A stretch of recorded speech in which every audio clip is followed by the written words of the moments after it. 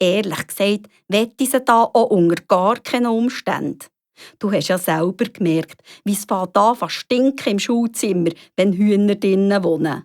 Nein, weisst, der Papi und ich haben, nachdem ihr in Schule die Eier ausgebrütet habt, einmal bei einem Käfeli nach der Nacht darüber geredet, dass wir eigentlich eure Hühner übernehmen könnten und hinten auf dem Pflanzpitz vom Grossvati das alte Hühnerhaus zweckklepfen. Land hat es genug. Und uns mich's freut. Dass dann eure Hühnchen gerade so schnell von sonst jemandem übernommen wurden, hat uns etwas mögen. Aber jetzt weiss ich, was wir machen. Wir retten ein paar ältere Hühner. Solche, die ihr Mauser sind. Bist du dabei, Anna? Was für eine Frage! Natürlich ist Anna dabei. Und wie? Sie kumpelt der Mami mit Anlauf um den Hals und verküsst ihn so fest, dass es bald nach Luft japsen muss. Juhu, wow, ich kann es fast nicht glauben, Mami. Du bist einfach das Beste. Wann gehen wir sie holen?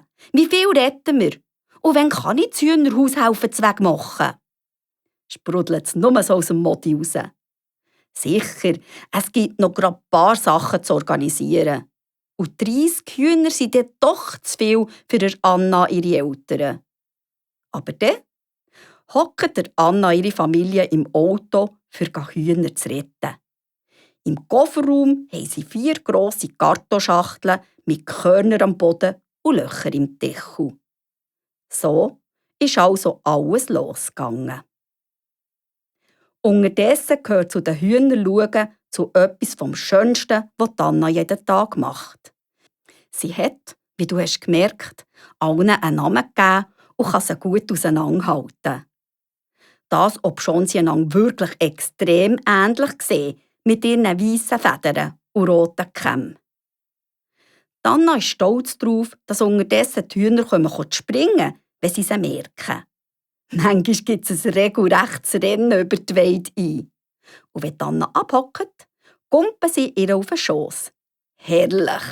Und genau das hat Anna auch jetzt vor. «Frau Gwunder, komm, du frech gleich mein Lieblingshuhn!» drückt sie das besondere Huhn fein an sich, was auf ihre Beine steigt. Vor ersten Sekunden an, wo sie Seien zur Kartonschachtel ausgelüpft hat, ist sie die Welt im Stechschritt erkunden. Etwas Gewundriges als Frau Gwunder gibt's glaub gar nicht, hat die Mami schon manchmal gesagt. Die kennt sicher jedes Gräsli und jeden Stein auf der Hühnerweide. Und weil Anna und die Frau Gwunder so gute Freunde sind, ist ja klar, dass die Modi, wenn sie in die Nähe der Hühner kommt, gern als erstes ruft: «Huhu, Frau Gwunder, put, put, put, put, put!» Und dann, es ist kaum zum Glauben, kommt immer früher oder später in einem Affenkaracho ein schneeweißes Huhn als Langstreckenläuferin von irgendwoher, zuhinterst hinten auf dem Bitz, schiessen. Und das gerade zu ihrer Retterin, der Anna.